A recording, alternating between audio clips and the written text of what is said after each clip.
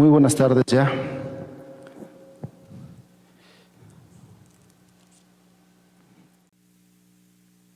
Bien, todos ustedes recuerdan, estamos ya en el capítulo número 20 del Evangelio de Juan. Evangelio que hemos estudiado ya por un par de años, de manera expositiva, pasajes por pasajes. Y el día de hoy vamos al versículo número 19. La semana pasada, como ustedes saben, si nos acompañaron por la transmisión, estudiamos hasta el versículo número 18, donde el Señor Jesús da ese privilegio de aparecerse después de resucitado a una mujer. Dice así, verso 19 en delante: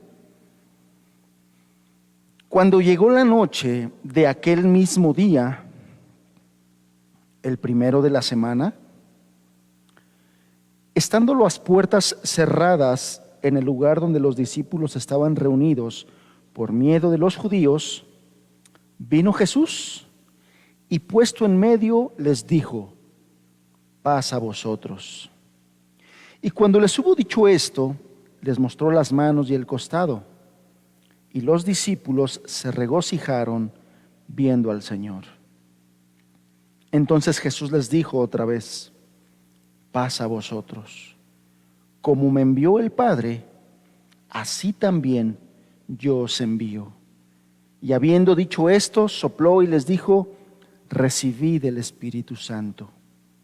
A quienes remitiereis los pecados, les son remitidos, y a quienes se los retuviereis, les son retenidos. Hasta ahí vamos a leer, hasta ahí vamos a abarcar el día de hoy. Y bueno, iniciemos esta reunión, este estudio, pidiéndole a Dios ayuda. Que nos sea de provecho el detenernos en estos versículos y que Él nos ayude a entender lo que estaba sucediendo en ese momento. Señor, primeramente queremos agradecerte todos los que aquí reunidos estamos, Señor, por la bondad que tú nos has mostrado estos días. Señor, como iglesia hemos estado pasando momentos complicados, difíciles, aún de enfermedad. Varios de nuestros hermanos han estado así, pero vemos tu bondad y tu gracia, Señor, ayudándolos, cuidándolos, sosteniéndolos en el momento difícil, Señor, y aún por tu bendita gracia, dándole recuperación a su salud y a sus cuerpos. Gracias, Señor, por ello. Y gracias que a pesar de ello, Señor, tú nos permites hoy reunirnos, Señor. Te queremos pedir que este tiempo nos sea de provecho. Queremos ser bendecidos por ti, Señor. Queremos que estos versículos que de tu palabra vamos a estudiar el día de hoy nos vengan a instruir, nos vengan a enseñar, a bendecir, Señor, según tu Espíritu Santo dé a cada quien. Padre, a mí dame tu gracia, dame tu ayuda, Señor, para explicarme, para poder transmitir esto que tú nos dices aquí. Señor, en tu nombre nos ponemos delante de ti. Por Cristo Jesús, Señor. Amén. Bien, entonces les decía yo, es siempre cuando estamos estudiando la escritura de manera expositiva, bueno, siempre es importante tener presente los contextos, o más bien siempre que estudiamos la Biblia es importante tener los contextos, pero precisamente por la manera en que lo estamos estudiando es necesario ir recordando todo lo que ya estudiamos, todo lo que ya hablamos. Y bueno, estamos nosotros situados en un momento históricamente importante. Y no solamente históricamente importante, sino principalmente espiritualmente importante. Estamos situados en el día en que el Señor se levantó con poder de los muertos, el día de la resurrección del Hijo de Dios, del Cristo, del Mesías. Estamos en ese momento glorioso y es un momento tan importante, que a lo largo de la historia los enemigos de Dios se han enfocado mucho en tratar, en atacar precisamente esta parte de la historicidad del relato de la resurrección. Han tratado de refutar, se han querido burlar, y digo se han querido porque aunque algunos lo han hecho, en realidad no lo han logrado, porque la realidad de la resurrección del Hijo de Dios sigue siendo un hecho.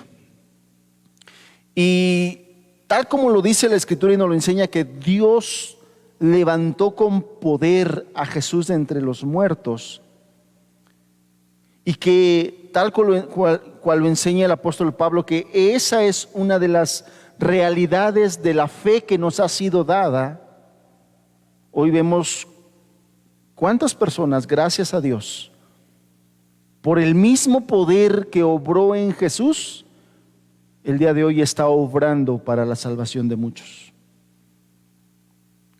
Y eso sigue siendo una realidad.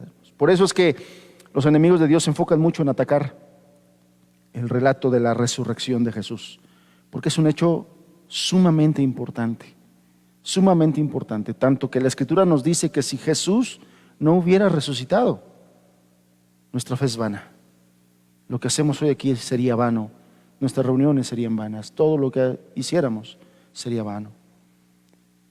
Lo que le da valor y poder a todo lo que hacemos en el nombre de Dios, en el nombre de Jesús, es el hecho de que Jesús se levantó de entre los muertos, cumpliendo así todas sus palabras, como que poniéndole el sello de Dios de todo lo que Él había dicho, de todo lo que Él había afirmado.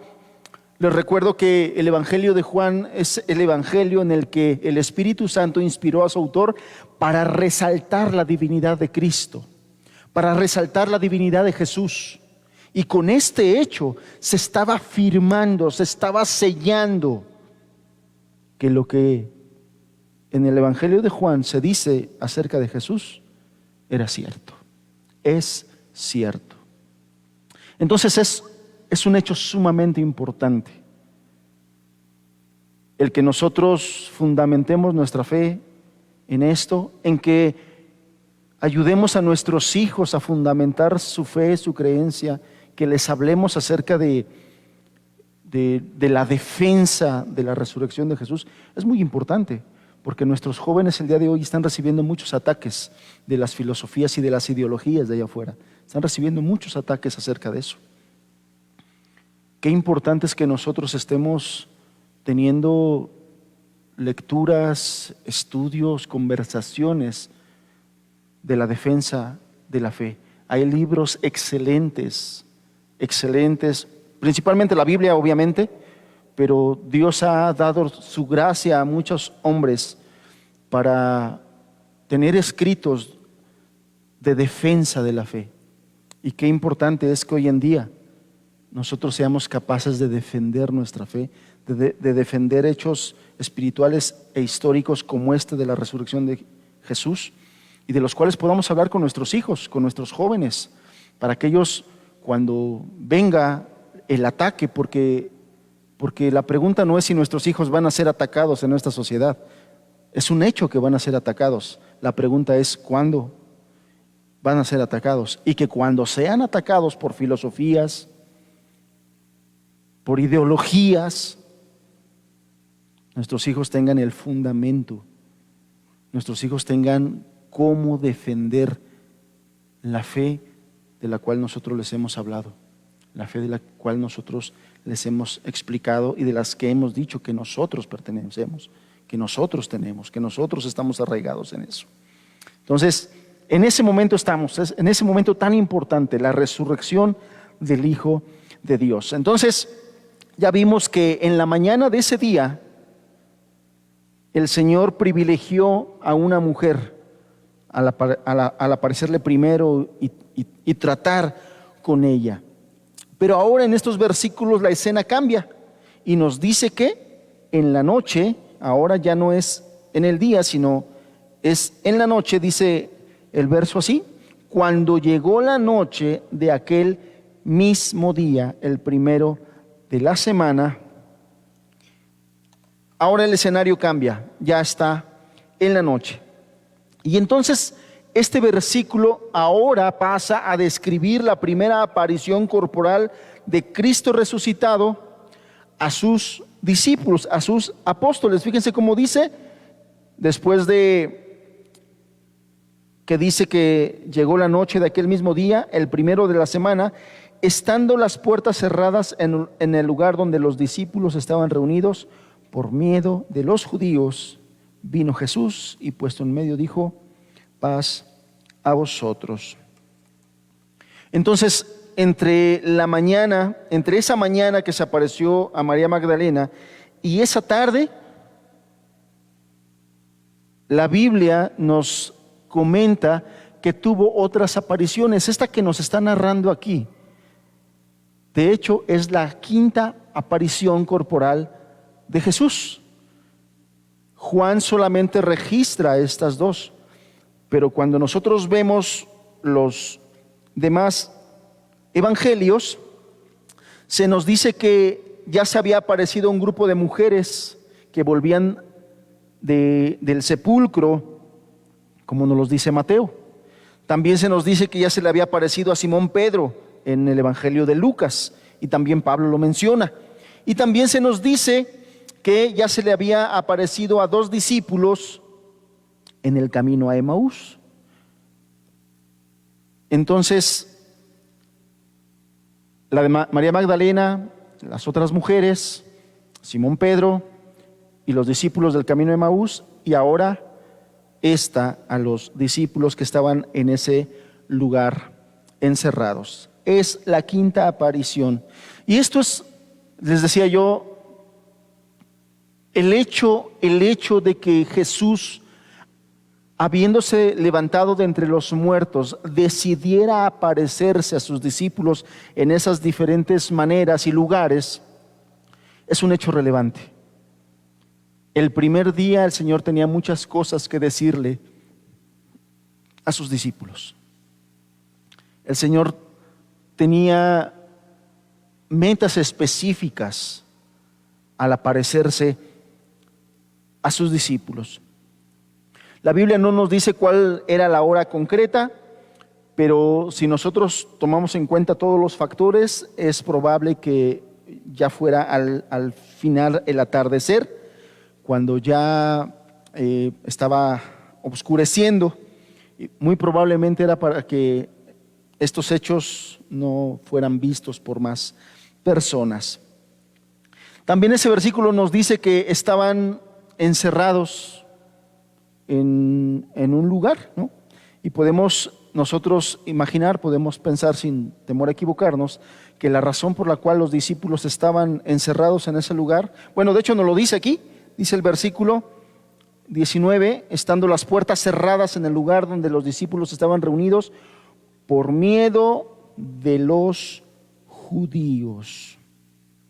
Estaban temerosos, tenían miedo. Todos los acontecimientos pasados, de hecho su miedo no era desde ese momento, ya tenían miedo. Ustedes recuerden que pues ya habían abandonado al Señor Jesús en el momento que lo apresaron, lo abandonaron, huyeron con cobardía, tenemos que decirlo, con cobardía. Y después de que pasó todo eso, de que lo mataron, ellos se dispersaron, pero hubo un momento en que se juntaron, todos llegaron a ese lugar, que la Biblia en este momento no nos dice en qué lugar se reunieron, pero bueno, muchos de los autores, muchos comentaristas de la Escritura concuerdan en que ese lugar en el que estaban reunidos muy probablemente, muy seguramente, era el aposento alto, ese lugar donde habían pasado la cena, donde habían tenido ese momento tan especial con Jesús. ¿Todos se acuerdan? Ese momento vivido con el Señor Jesús tan especial, donde participaron juntos de la cena, donde el Señor les dio tanta enseñanza, donde les dio ese discipulado intensivo, muy cercano, donde les enseñó a servirse unos a otros, a lavar los pies de los otros, donde les dio tantas enseñanzas, donde quiso fortalecer mucho su fe acerca de las moradas eternas, ¿no? En la casa de mi Padre muchas moradas hay, esa enseñanza tan hermosa, tan preciosa que el Señor Jesús le dio a sus discípulos. Entonces, muy seguramente, que aunque estos versículos no nos lo dicen, muy probablemente el lugar donde se reunieron fue en ese lugar, en el llamado aposento, en el aposento alto. ¿Y qué más dice? Bueno, donde los discípulos estaban reunidos por miedo de los judíos. Los discípulos tenían miedo. Y probablemente ese miedo no era un miedo infundado. Después de que mataron al Señor Jesús, quizá los discípulos pensaban que para poder terminar ahora con ese movimiento, porque recuerdan ustedes que el sumo sacerdote y varios fariseos temían que Jesús con ese movimiento pues hiciera que los judíos pues abandonaran sus filas de la religión judaica, farisea. Romanos tenían temor de que se hiciera un alboroto ahí político, social. Y entonces los discípulos tenían el temor de que después de haber matado a su maestro, pues ahora fueran en contra de ellos, para tratar de terminar ya con su movimiento. Entonces no era infundado esos temores, tenían razones para sentir ese temor. Cuando la Escritura dice que estaba la puerta cerrada, el original, la palabra original, más bien sugiere que en lugar de cerrada decía asegurada, así como que atrancada, fortaleciendo la idea del temor que tenían ellos de que los fueran a buscar los judíos y que llegaran los alguaciles y llegara la guardia y todos ellos. La puerta estaba asegurada, fortaleciendo la idea de que tenían temor. Y por eso las palabras del Señor Jesús, fíjense, dice, por miedo de los judíos vino Jesús y puesto en medio les dijo, paz a vosotros. Y puesto en medio les dijo, paz a vosotros. Esto es digno de que nosotros lo retomemos, porque este hecho de la paz que el Señor insistía en transmitirle a sus discípulos no es un tema que se toca aquí. Ustedes recordarán que ya varios pasajes atrás, varios capítulos atrás, desde varios capítulos atrás, el Señor Jesús constantemente hablaba de esa paz que Él podía darles, que Él podía transmitirles. Se nos reafirma en este versículo que ya había un cambio en la naturaleza del Señor Jesús. Su cuerpo glorificado, resucitado, ya podía hacer cosas que a lo mejor en su humanidad no podía hacer, por la limitante que tenía de estar en un cuerpo humano, físico. Aquí nos dice que se puso en medio de ellos, estando la puerta trancada, estando la puerta asegurada. Algunos comentaristas de la Escritura dicen que por el poder que Él tenía ya, pues Él hizo que esa puerta trancada se abriera y por ahí pasó. Otros sugieren que sencillamente atravesó los muros y otros sugieren que sencillamente apareció ahí en medio de ellos. Bueno, la verdad es que no es tan relevante saber exactamente qué fue lo que pasó. Lo que sí es un hecho es que cualquiera de las tres cosas que pudieron haber sido fueron por el poder de Dios. Desatrancar esa puerta y abrirla porque estaba trancada, o caminar y atravesar los muros, o sencillamente aparecer ahí, es algo que para Jesús resucitado no era problema. ¿Estamos de acuerdo en eso? No era problema. El asunto es que apareció en medio de ellos. Y como siempre lo he dicho, o sea, una de las reflexiones que siempre hago es, Cuando leemos la Escritura y no nos paramos, no hacemos alto para reflexionar, para meditar en lo que estamos leyendo, podemos pasar muchas cosas de largo y perdernos el ser bendecidos con esa reflexión de lo que Dios quiere hablarnos. Pero no es cualquier hecho, amados. No es cualquier cosa, no es cualquier hecho. El que la Biblia nos diga que estando los discípulos ahí llenos de temor en el cuarto, no sé qué tamaño tenía el cuarto, no sé qué tan grande estaba, no sé qué tan dispersos estaban esos 10 discípulos ahí, porque solamente ahí estaban 10, no estaba Judas y no estaba Tomás. En ese momento no estaba Tomás, había 10. ¿Qué tan grande era el cuarto? No lo sé. El hecho es de que la Biblia nos dice que se puso en medio de ellos. No sé aquí cuántas personas seamos, pero imagínese usted que ahorita estamos nosotros hablando y de repente el Señor Jesús se pusiera en medio de nosotros de manera corporal, de manera visible, porque ese es otro énfasis que hace este pasaje, al punto en que les dijo: vean mis manos, vean mi costado, que yo soy, que yo mismo soy. Y después se puso a comer delante de ellos para que no se imaginaran como ya les había ocurrido. ¿Ustedes recuerdan ese pasaje donde se llenaron de temor porque tenían miedo de que fuera un fantasma? Sí, sí recuerdan ese pasaje, ¿no? Que los discípulos, al verlo allí en medio del mar, tuvieron miedo y gritaron y se espantaron: ¡un fantasma! Conociéndolos el Señor Jesús, conociéndoles sus debilidades y de qué flaqueaban, como diciéndoles: no soy un fantasma, miren mis manos, yo soy. Y un fantasma no puede comer como ven que yo estoy haciendo, soy yo. Qué impresión pudieron haberse llevado esos discípulos temerosos cuando vieron que su Señor y su Maestro, al que él sabían que habían matado y que habían sepultado y que habían puesto una enorme roca en su tumba, estaba ahí delante de ellos,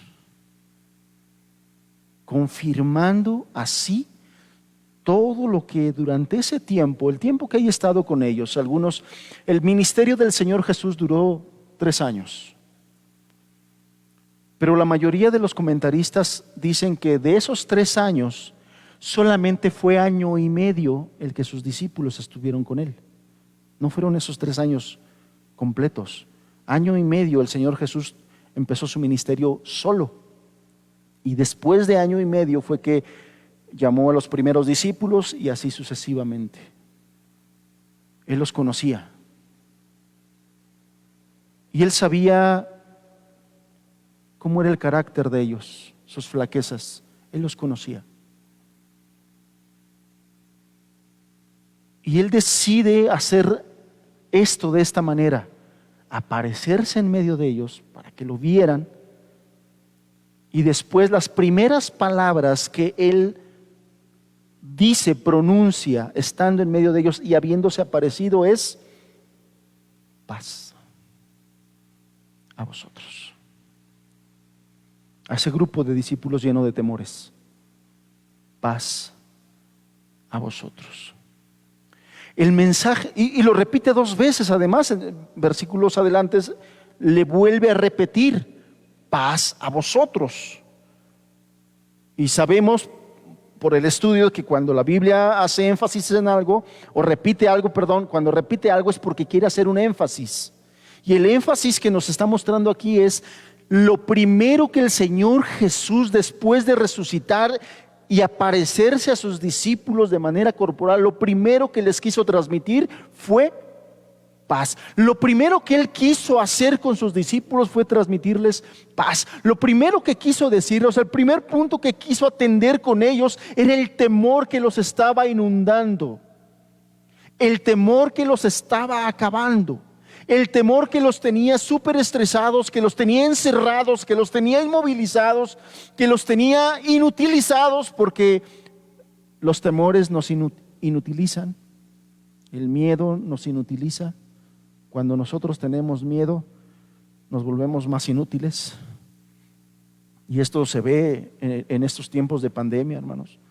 Cuando estamos llenos de miedo de que nos vayamos a contagiar, dejamos de hacer la obra de Dios. Nos volvemos inútiles. Dejamos de salir a predicarle a la gente. Dejamos de evangelizar, dejamos de visitar a las personas por miedo de contagiarnos. El miedo nos inutiliza. El miedo nos limita. Y lo primero que quiso el Señor hacer con sus discípulos llenos de miedo, llenos de temor, fue liberarlos de eso. ¿Por qué? Porque como vamos a ver más adelante, el propósito por el cual Él los estaba visitando era encomendarles la gran tarea, la gran comisión. Así como el Padre me envió a mí, yo os envío a vosotros.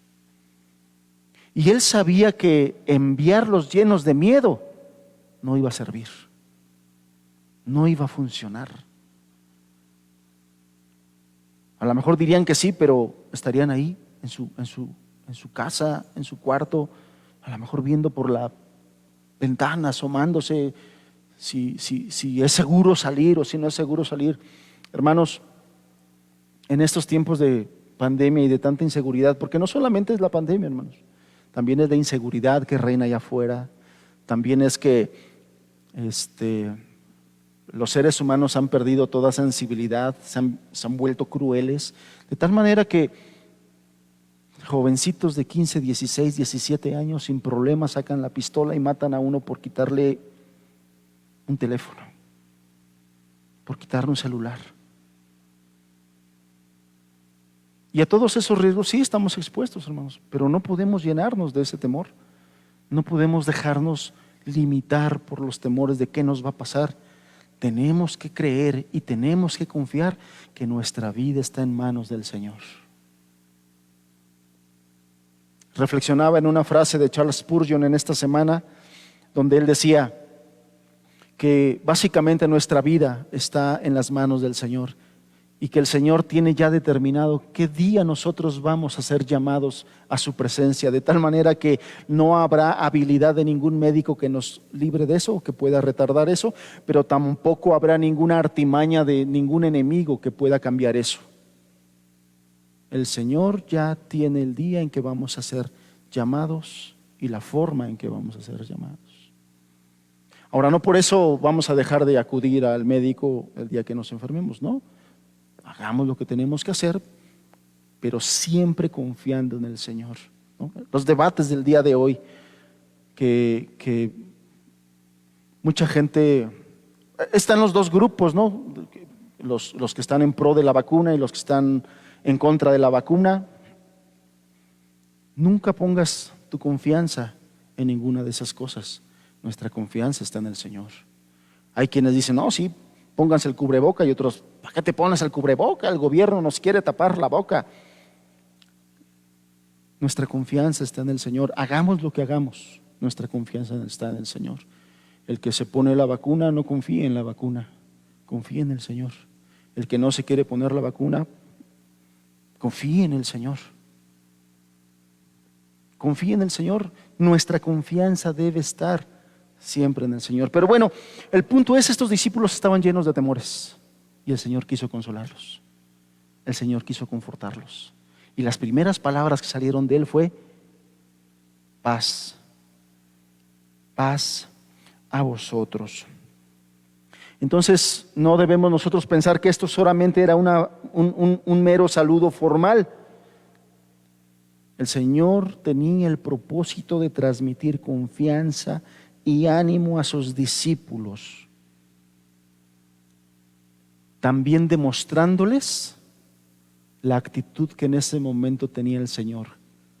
Porque muy probablemente los discípulos estuvieran, ¿y si está enojado con nosotros porque salimos corriendo? ¿Y si está enojado con nosotros porque lo abandonamos en el momento en que más lo necesitaba? ¿Cómo vendrá? ¿Y si ahorita nos empieza a regañar? Pudo haber sido que los discípulos estaban también así como que, como dicen en mi pueblo, ¿no? Chiviadones. Pues es que lo dejamos en el momento. Entonces, ¿qué nos va a decir? ¿Cómo viene? ¿Viene enojado? ¿Viene molesto con nosotros? Y el otro propósito al pronunciar esas palabras de decirles paz a vosotros fue como decirles, no hay problema, perdonado está eso, no me acuerdo de eso, olvidado está. Y eso, hermanos, seguramente eso cambiaba ya el semblante de los discípulos, ¿sí o no? ¿Sí o no?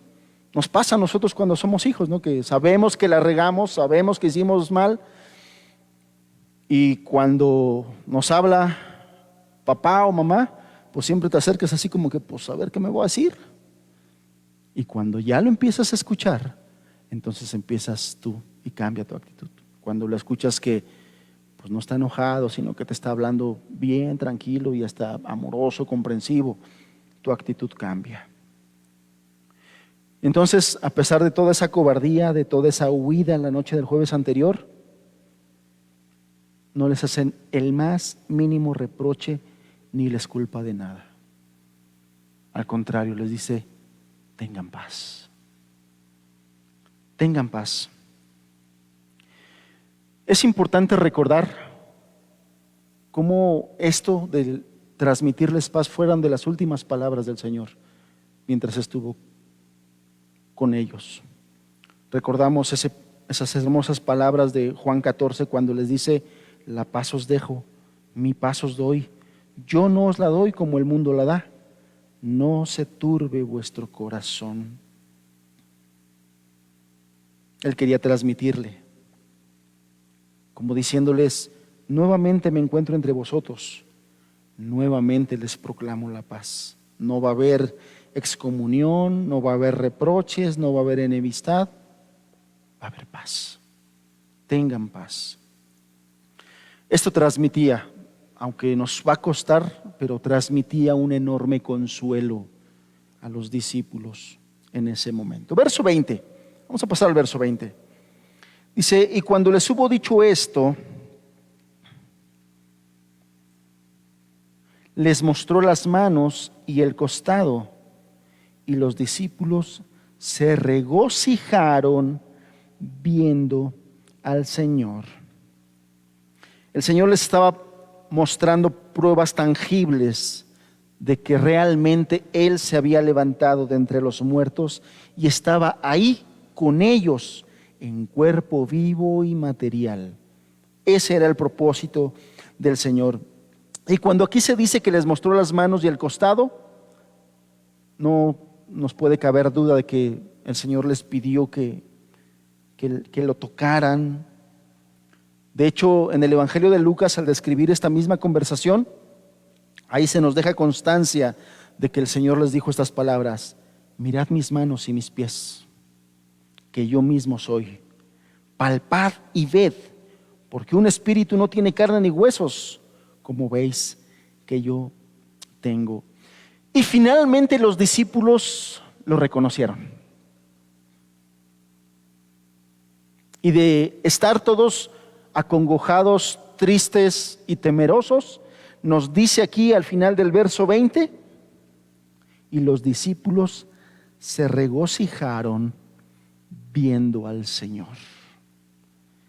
Se regocijaron viéndolo nuevamente con ellos, se regocijaron al entender por fin todo lo que el Señor previamente les había anunciado de su resurrección, porque durante todo el tiempo que estuvo con ellos les dijo, Él estaba diciendo, voy a morir, pero voy a resucitar, voy a morir, pero voy a resucitar. De una y de otra forma les decía, voy a morir, pero voy a resucitar, y los discípulos no entendían.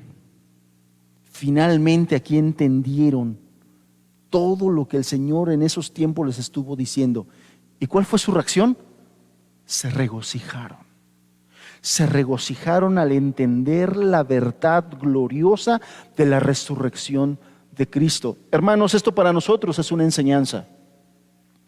Para nosotros la resurrección de Cristo no puede ser cualquier cosa.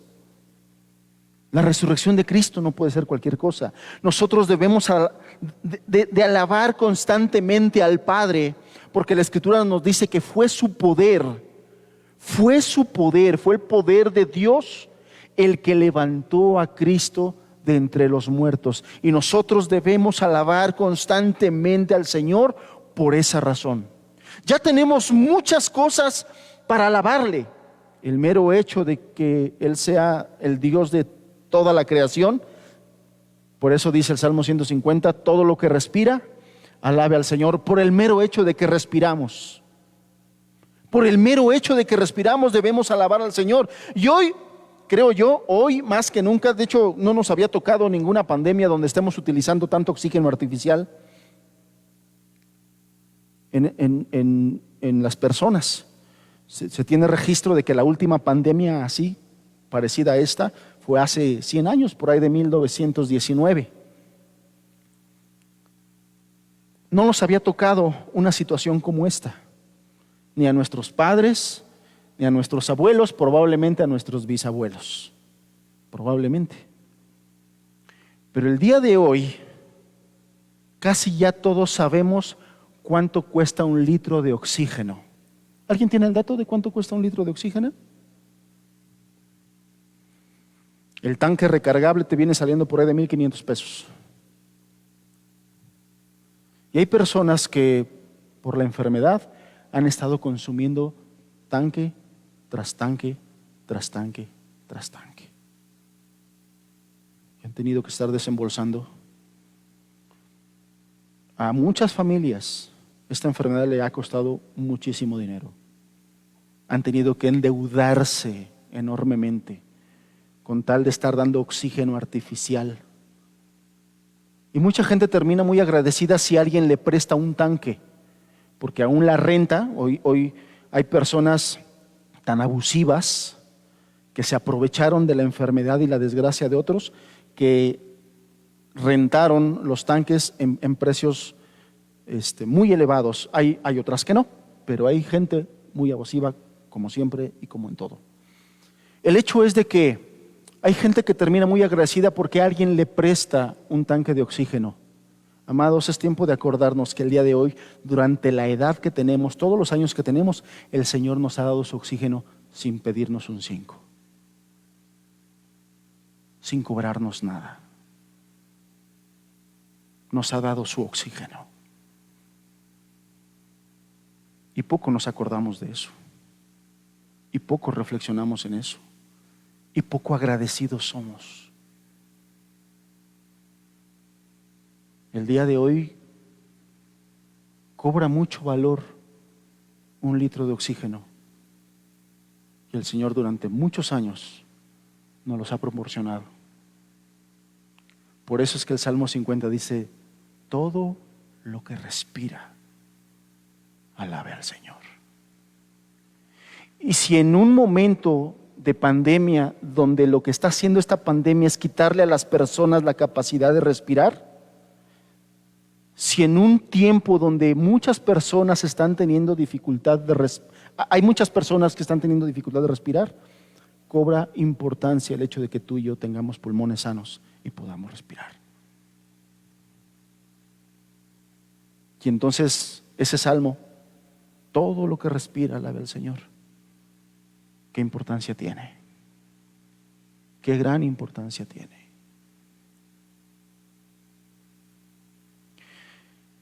Si ya solamente por eso Él es digno de ser alabado, imagínense que el Dios de los cielos se haya despojado de su único Hijo para darlo en sacrificio por sus enemigos. Usted y yo éramos enemigos del Señor por nuestros pecados, por ser pecadores. Éramos enemigos del Señor. Y Él tomó a su Hijo, cosa que ni usted ni yo haríamos, de tomar a nuestro Hijo amado, querido, apreciado, para darlo en pago por el malvado, por el perverso, cosa que el Señor sí hizo.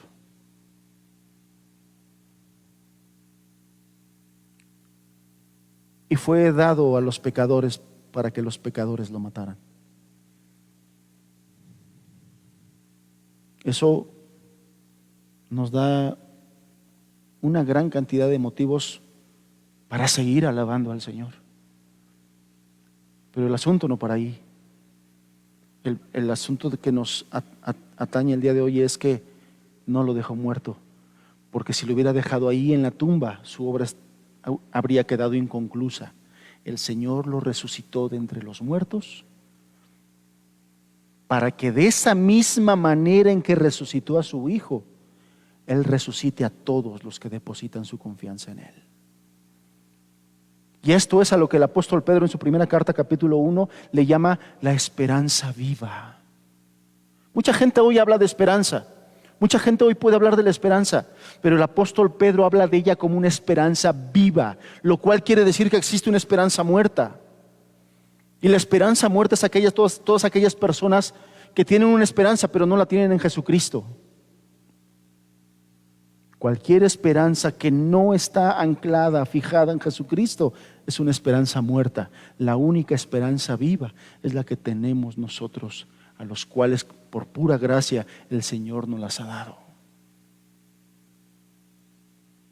Nos las ha dado.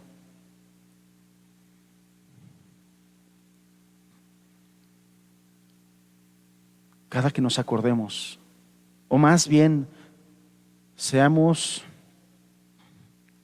propositivos, no que por casualidad te acuerdes. Tengamos la intención de estarnos nosotros acordando. Así como David le decía a su alma: alma mía, no te olvides de ninguno de sus beneficios. Él era intencional. Él no dejaba las cosas a la casualidad. Bueno, pues ahí si me acuerdo le daré gracias. No. Seamos intencionales y busquemos siempre, acordémonos nosotros que tenemos muchos motivos para ser agradecidos con Dios. Y digamos como David decía a su alma: alma mía, no te olvides de ninguno de sus beneficios. No te olvides de ninguno de sus beneficios. Entonces, aquí los discípulos se regocijaron. Hermanos, regocijémonos, porque el Señor Jesús murió por nosotros, pero el Padre lo resucitó con poder. Y es gracias a eso que nosotros podemos tener una fe y una esperanza viva. Una fe y una esperanza viva. ¿Qué más dice? Verso 21. Entonces Jesús les dijo otra vez: paz a vosotros. Como me dio el Padre, así también yo os envío.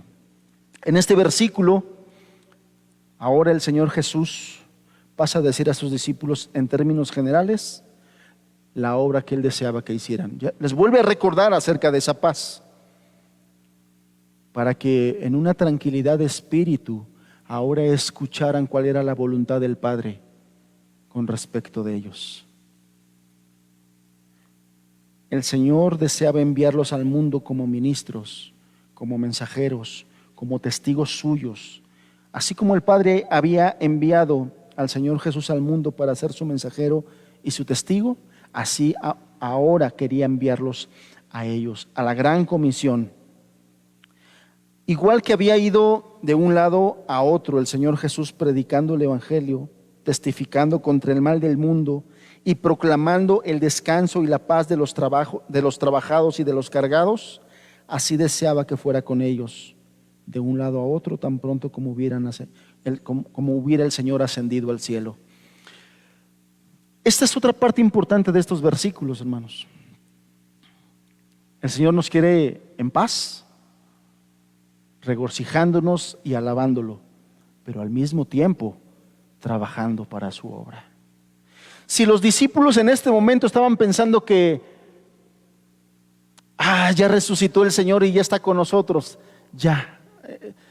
me gustan los finales felices. No era el final feliz. De hecho, apenas comenzaba su trabajo. Apenas comenzaba toda la obra que el Señor les estaba encomendando. Así como el Padre me ha enviado, dice, como me envió el Padre, así también yo os envío.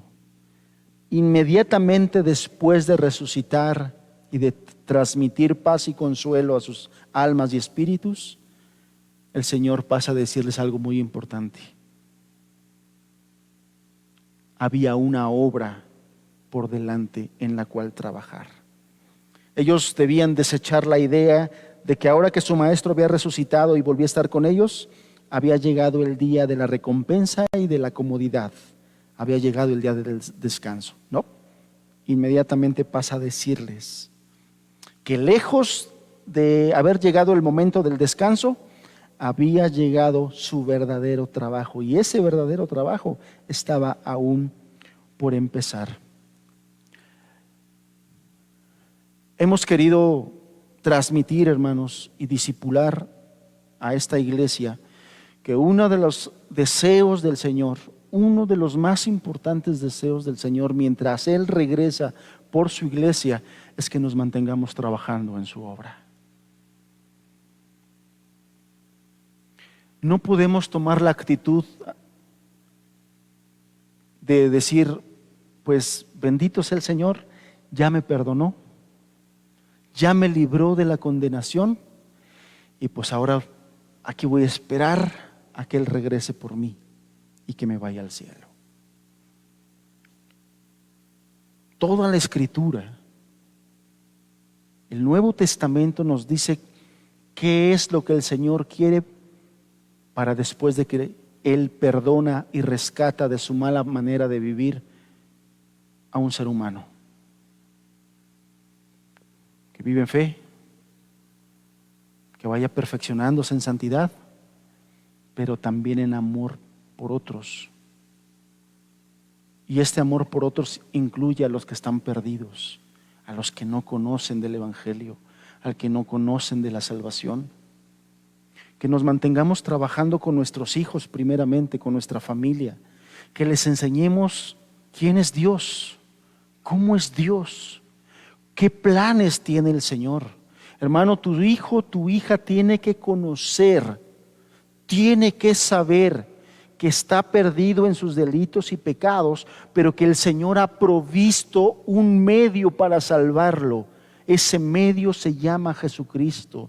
Tu hijo debe conocer qué es la salvación, por qué es la salvación, qué es el pecado, qué hace nosotros, quién es Jesucristo, qué vino a hacer por nosotros, cómo nos mantenemos nosotros en este caminar. Tiene que saber todas esas cosas, qué es lo que el Señor quiere de nosotros.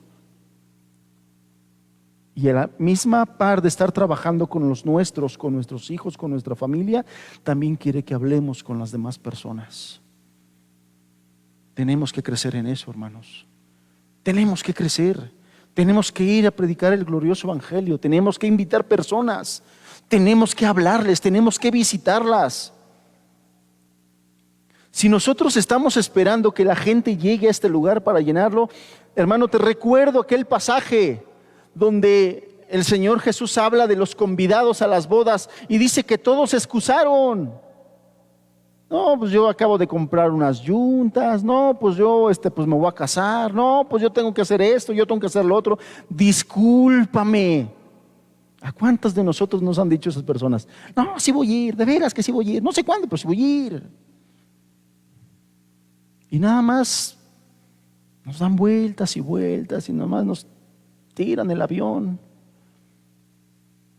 Y las palabras del rey ¿cuáles fueron?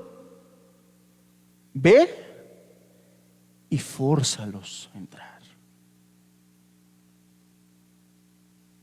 Fórzalos a entrar. Ve y métete a sus casas, digo, no a la fuerza, pero seamos intencionales. Busquemos que nos inviten, busquemos que se interesen, oremos que se interesen. Seamos intencionales, crezcamos también esa parte, hermanos, crezcamos esa parte. Verso 22. Y habiendo dicho esto, sopló y les dijo: recibid el Espíritu Santo. Esta es una parte importante que necesita que lo entendamos, que lo aclaremos. ¿Estaba aquí el Señor dándoles el Espíritu Santo a través del soplo? Es importante que nos respondamos esto, porque un mal entendimiento de pasajes como esto es lo que lleva a muchas personas, a muchos lugares, a muchas congregaciones a hacer cosas incorrectas, y entonces ya ves a pastores que le andan soplando a la gente para que reciban el Espíritu Santo, y ya ves cada locura que andan haciendo en muchos lugares. Con respeto lo digo, pero son locuras, ¿no? Porque distorsionan todo esto, ¿no? Las famosas empujadas de cabeza que te dan para que te caigas, y la gente se les dice que eso es el Espíritu Santo por un malentendimiento de pasajes como estos. Aquí se nos está diciendo que el Señor Jesús sopló y les dijo: recibid el Espíritu Santo. Un estudio cuidadoso de estos pasajes nos deja claro que esto fue un acto puramente simbólico y profético. El Señor estaba haciendo referencia a lo que vendría en día de Pentecostés, pocos días después, pero les estaba haciendo referencia. Y además estaba recordando muchas lecciones vividas, empleadas con frecuencia por los profetas en el Antiguo Testamento para ilustrar sus mensajes. Por ejemplo, en Ezequiel, en Jeremías, se hace referencia al Espíritu Santo como un viento. No, lo asemejan con un viento, con un aire tranquilo, con un viento tranquilo, pero se hace mucha referencia al Espíritu de eso. Entonces, aquí el Señor Jesús, por medio de este soplo, no impartió literalmente el Espíritu en ellos, más bien declaró de modo visible lo que ocurriría en Pentecostés. Lo que ocurriría en Pentecostés. Los evangelios son claros en que hasta este momento, así lo dice el Señor Jesús en Juan, aún no había venido el Espíritu Santo, lo cual quiere decir que la nueva época no se había inaugurado todavía. El tiempo de los Hechos, por ejemplo, nos hablan de la gran actividad que tuvo el Espíritu Santo una vez que descendió con poder sobre los discípulos, una vez que descendió con poder sobre la iglesia. Entonces, toda la Escritura nos afirma en esta cronología, nos enseñan cuál es el orden. Y Jesús dijo expresamente que no se daría el Espíritu sino hasta después de su ascensión. En el capítulo 16, el Señor Jesús es claro en eso, que el Espíritu Santo vendría cuando Él se fuera. Y aquí todavía no se iba. Aquí Él mismo le dijo a María Magdalena: no me toques porque aún no subo al Padre, no he sido glorificado. Todavía no subía. Y entonces el Señor Jesús dijo: el Espíritu Santo vendrá cuando yo me vaya. No se van a quedar huérfanos. Es necesario que yo me vaya para que Él venga. Entonces toda la Escritura da testimonio de eso. Por ejemplo, en Efesios se nos dice que Él subió a lo alto y dio dones a los hombres, haciendo referencia precisamente al Espíritu Santo. Entonces es importante que nosotros entendamos esto que estaba sucediendo aquí. Cuando Jesús sopló, estaba dando una ilustración poderosa, rica en significado, pues el Espíritu Santo, por ejemplo, en Ezequiel se describe como el aliento de Dios. En Génesis, usted recuerda que cuando Dios formó del polvo al hombre, dice que sopló en su nariz aliento de vida. Entonces era solamente una ilustración, y esto es importante que nos quede claro. Les estaba anunciando lo que vendría pocos días después, en día de Pentecostés. Entonces, este simple hecho de soplar sobre los discípulos fue muy emblemático en varios niveles, como se los acabo de decir. Desde entonces, esto es importante, desde entonces los cristianos han recibido al Espíritu Santo en el momento de la salvación. tal cual nos lo dice Efesios capítulo 1, por ejemplo, como nos lo dice Romanos capítulo 8, verso 9, por ejemplo. Desde entonces, todos los cristianos reciben el Espíritu Santo en el momento en que Dios los perdona y los salva. No es necesario que vengan con el pastor. Pastor, sópleme por favor para recibir el Espíritu Santo. Bíblicamente eso no es correcto. No tiene sustento en la Biblia. No tiene sustento en la Biblia. No vemos, por ejemplo, a los discípulos, a los apóstoles haciendo una práctica así. Más bien lo que vemos es como la Biblia nos enseña. Ya les acabo de citar 2 cartas, Efesios, Romanos, cómo el Espíritu Santo viene a una persona después de que les dada la fe en la salvación, en el perdón de pecados. Versículo 23, y con esto terminamos. A quienes remitieres los pecados, les son remitidos, y a quienes se los retuvieres, les son retenidos. Y este es otro versículo que necesita estudio, necesita que lo entendamos en su correcto contexto. ¿Por qué? Porque es un versículo también tergiversado, mal utilizado y mal entendido principalmente por la religión católica, que han tomado de este versículo para decir que son los apóstoles y sus sucesores, a los que ellos les llaman los curas, los padres, los papas, que tienen autoridad para perdonar pecados. Es de este versículo donde ellos se toman para decir que son ellos los que tienen la autoridad dada por Dios para perdonar pecados, que les ha sido concedida a sus curas, a sus sacerdotes. Y bueno, pues esto es un error. Esto es un error. ¿Qué es lo que está diciendo?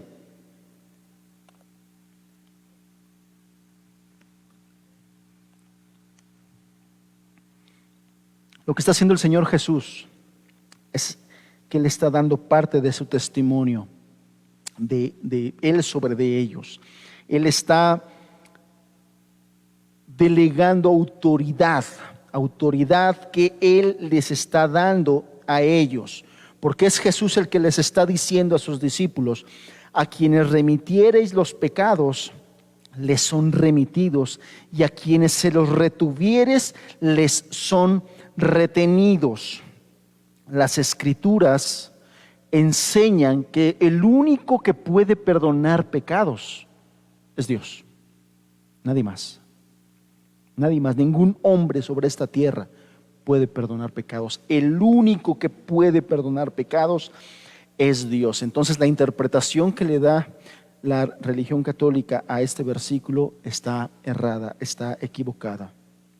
En el Nuevo Testamento nosotros no encontramos ninguna instancia en que los apóstoles u otra persona pudieran perdonar los pecados de la gente.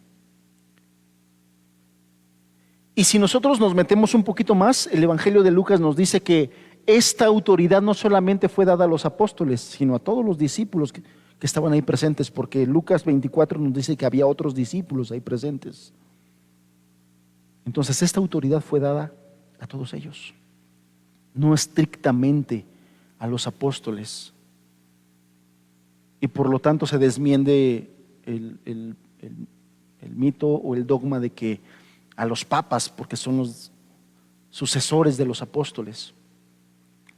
En realidad, lo que el Señor Jesús estaba diciendo era que cualquier cristiano puede declarar que quienes se arrepientan genuinamente y crean en el Evangelio, Dios les perdonará los pecados. Y por otro lado, pueden advertir que quienes rechazan a Jesucristo morirán en sus pecados. O sea, lo que Jesús estaba delegando era la autoridad de anunciar lo que dice la Escritura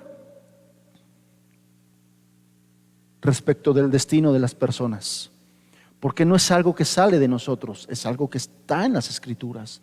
Y es con la autoridad de Dios y con la autoridad de las Escrituras que nosotros podemos decirle a alguien: bueno, según el testimonio de tu vida, lo que me dices, que está de acuerdo a lo que dice la Escritura, puedo yo pensar que tus pecados han sido perdonados. Y es lo que nosotros, los pastores, hacemos.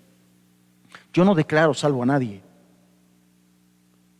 Y he conocido personas que han cometido ese error. Es que el pastor me dijo que ya soy salva. Olvídese de lo que yo diga. Olvídese de lo que yo pueda decir. O sea, yo personalmente me he cuidado y me cuido mucho de hacer declaraciones de ese tipo. Lo que yo digo es, de acuerdo a lo que usted me dice, de acuerdo a lo que usted me comenta, y de acuerdo a lo poco o mucho que yo puedo ver, bueno, puedo pensar que la gracia de Dios está sobre usted y que Dios le ha perdonado sus pecados.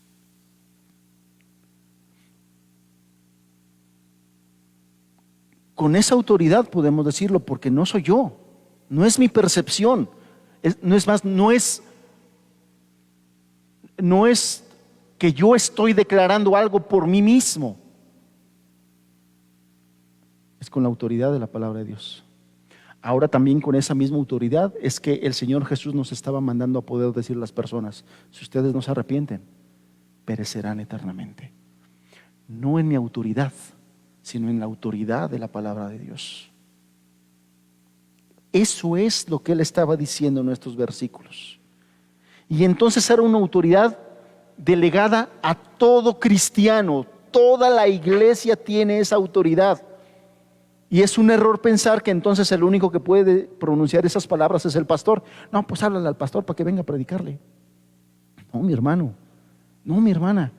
Usted, si ha sido salva, si usted ha sido perdonada, si usted es discípula del Señor Jesús, usted es discípulo del Señor Jesús, usted tiene la autoridad para poderle decir a una persona: arrepiéntese de sus pecados, busque a Dios, porque si no se arrepiente hay una condenación. Esto es lo que estaba diciendo el Señor Jesús en estos versículos. Aquí el Señor Jesús hablaba de la autoridad que estaba delegando a los creyentes. Aquí, hablando a Pedro y a todos los demás, todos los creyentes tenían la autoridad para declarar quién está atado al pecado y quién ha sido librado de éste. Palabras como estas fueron mencionadas por el Señor. Por ejemplo, el Señor Jesús le dijo a algunos creyentes acerca de las llaves del reino, el reino de la salvación. Y Él les dijo estas palabras porque son los creyentes los que tienen la verdad salvadora del Evangelio.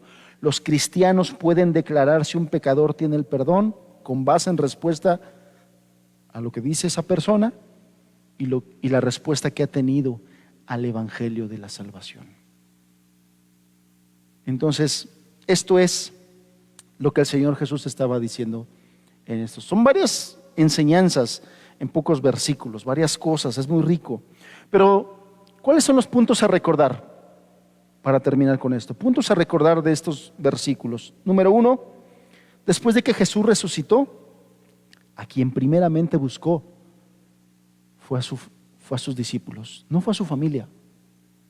Esto es importante de notar. Fue a sus discípulos. ¿Y qué nos deja ver esto? El gran amor que tiene el Señor por su iglesia. Cómo todos y cada uno de sus discípulos son importantes para Él. Son muy amados por Él. Cómo para Él son pieza fundamental en la extensión de su reino. A los primeros que el Señor Jesús buscó después de resucitar fue la iglesia. La iglesia es muy importante para el Señor. Por lo tanto, la iglesia del Señor debe ser importante para nosotros los creyentes, para nosotros los cristianos. Ese es el primer mensaje que nosotros debemos llevarnos de estos versículos. La iglesia es muy importante para el Señor. La iglesia debe ser importante para nosotros. Debemos amar a cada hermano y a cada hermana como el Señor le ama. Debemos esforzarnos en eso. Segundo punto, el corazón tan tierno de nuestro Señor. Lo primero que quiso hacer fue transmitir consuelo y paz a sus discípulos atribulados. Hermanos, que no se nos olvide, no importa qué situación difícil estés atravesando, no importa la pandemia terrible que estemos atravesando y los números tan alarmantes que nos presentan o que nos quieren atiborrar los medios de comunicación, los noticieros, el internet, los números tan amarillistas a veces en algunos de ellos alarmantes. No digo que no sea una realidad, sí es una realidad. Mucha gente está muriendo, mucha gente está sufriendo por esto.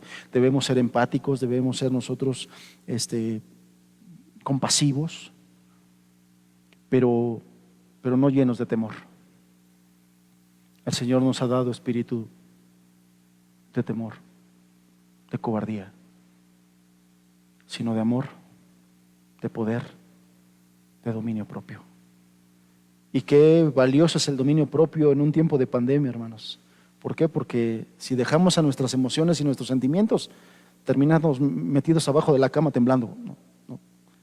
Metidos en una bolsa para que no nos toque el virus.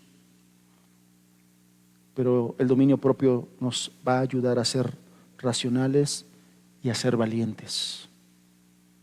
Y a ser valientes. Confiemos en el Señor, hermanos.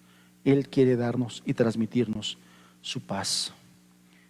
En paz me acostaré y asimismo dormiré, porque solo tú, Señor, me haces vivir confiado. Solo tú, Señor.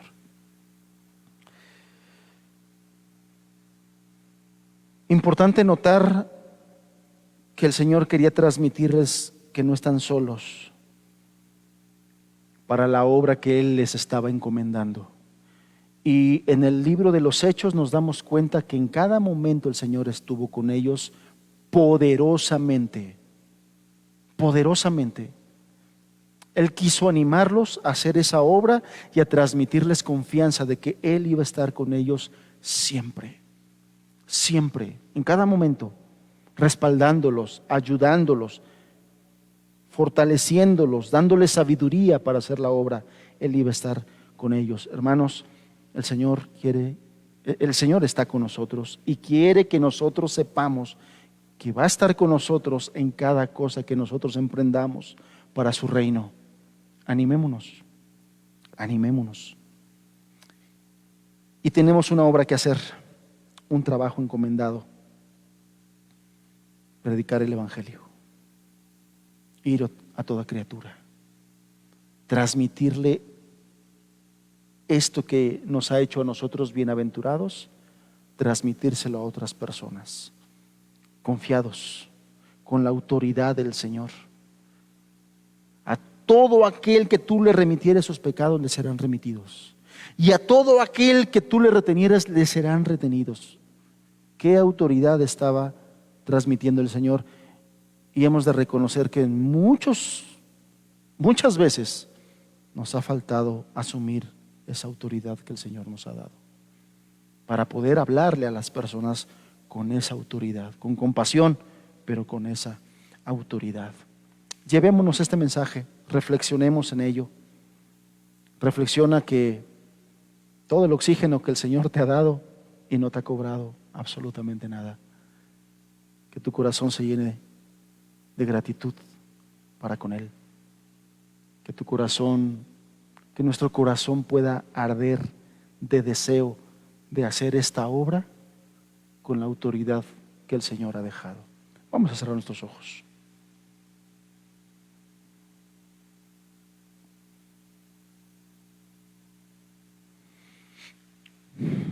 Señor,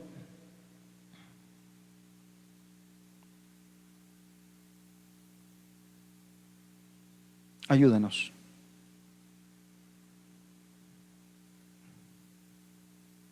Quizá nos mires como encontraste a tus discípulos, encerrados y llenos de temor. ¿Cuántos de nosotros nos mirarás así, encerrados en nosotros mismos, ensimismados y llenos de temor?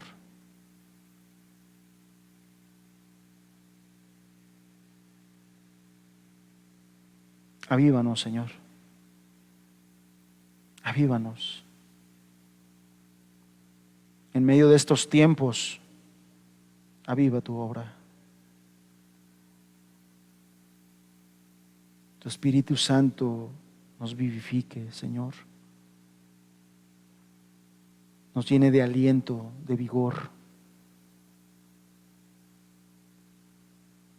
Padre, que podamos vivir los días que tú nos concedas en esta tierra con fervor, Señor, con ánimo, con visión, con pasión, haciendo lo que a ti te agrada. Porque ¿para qué otra cosa podríamos estar aquí en esta tierra si no es para agradarte a ti, Señor, que nos ha amado, que nos ha considerado, que nos ha dado tantas cosas como lo meditábamos hace un rato, Señor? El oxígeno que hoy es tan caro, tú nos los has dado gratis por tanto tiempo y nos lo sigues dando, Señor. Tantas bondades, tantas bendiciones, Señor. Tal como lo dice el capítulo 12 de Hebreos, que nosotros valoremos este reino inconmovible que hemos recibido y que eso nos lleve a tener gratitud para agradarte en todo, sirviéndote a ti, Señor, con temor y con reverencia.